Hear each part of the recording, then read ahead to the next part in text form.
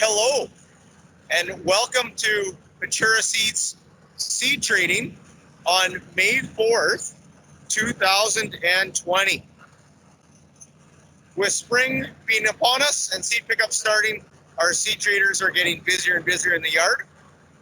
And what I wanted to put together for you guys is a little bit of a live shot on what it looks like treating, and really, more importantly, what you as the farmer gets out of treating seed in season before you're planting. And I thought a few talking points through, and then I thought, you know what? I would much prefer if I brought in the expert on seed treating and product knowledge and allow him to speak to a few points like that. So, obviously, during the COVID-19 limited travel, limited physical distancing, I decided to patch in Nathan Klassen for us. He is not able to visit us in person. We have connected via Teams. And first of all, I'd like to introduce Nathan Klassen from Bayer Seed Growth. Thanks for joining me, Nathan. Thanks for the opportunity, Laird. Looking good. Right on. So, Nathan, I might pick your brain a little bit. Why is it important to seed treat anything, specifically cereals? Yeah, when you talk about cereals, obviously spring has been slow coming. It's been cold and wet, and when you put your cereal seeds in the ground, soil-borne disease is really going to start acting on your seeds right away. And by putting seed treatment on there, your seed treatment's going to combat those soil-borne diseases, and really it just allows your seeds to focus on germinating and popping up out of the ground. And as the grower, you're going to notice quicker, more even emergence. And hopefully that gets you as close to your target plant populations as possible. And you're also going to end up with a larger, more robust root system and root mass to help your plants later on in the season.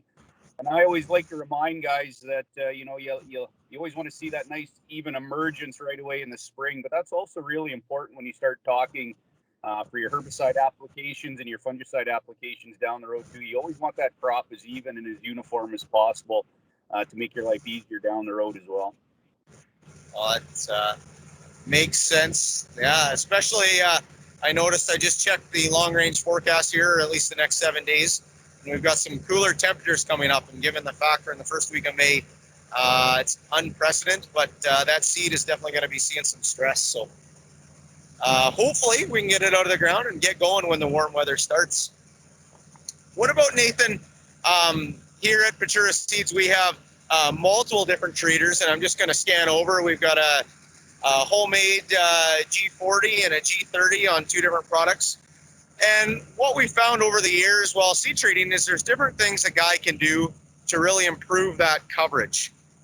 From your standpoint, what are some of the things that are really important to note in order to get a good quality job and make sure you're getting proper coverage on each individual seed? And before I pass it off to you, I've got a sample here pre-treated. But what are some good tricks for guys, whether it be at home or other seed growers treating some seed?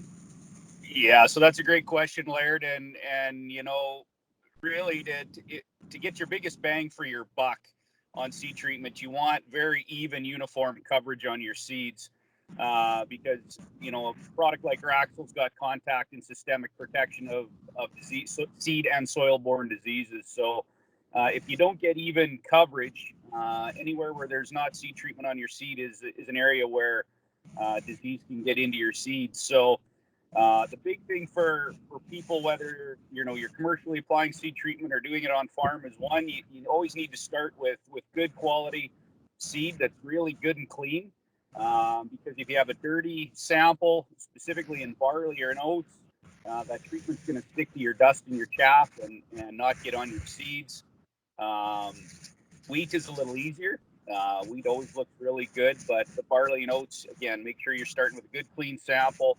If you're not happy with your coverage in those crops, it's always good to add a bit of water. Anytime you can increase your volume, you're just going to get better coverage and get in on all the nooks and crannies, especially in barley and oats, like I say, that are a little harder to cover. And if you have the opportunity, I know it's tough right now in these temperatures, but if you can warm your seed up any way you can by turning an aeration fan on a sunny day, that also helps as well. Gets that seed treatment on, and it gets it to dry in the truck. if you don't have that opportunity today, you know, it's a little cloudy out there. It looks like on the farm. Guys are taking seats. It's going to take a little longer to dry in the truck, which is fine. Just leave your tarp open when you get home. Let it air dry, and you'll be fine. Cool. No, that makes sense, and I know you touched on a little bit, but treating oats and barley definitely can be a little more of a challenge. And the one thing we have noticed is limited amount of dust that really makes a big difference, and also that little bit of water.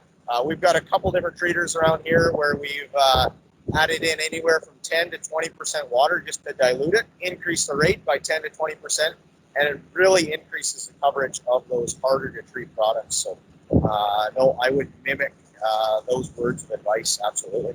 Cool.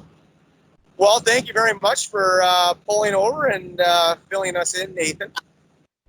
One question I have for you, just to create a little sense of normalcy in this kind of upside down world we're in, is what is the one thing that you are most looking forward to when social distancing doesn't have to be paid attention to? Yeah, well, that's a great question. I know I was looking forward to a haircut, but I couldn't wait any longer. It was getting out of control, so I had to let my wife take a crack at it, and hopefully it doesn't look too terrible on the recording. But probably the big thing is maybe just get out in the golf course when we get some nice warm weather, and be able to get out with 2 or 3 buddies instead of just being out there by yourself would be kind of nice, and get back to having you know, a little bit more fun other than just on these FaceTime calls, and have some face-to-face interaction again would be nice.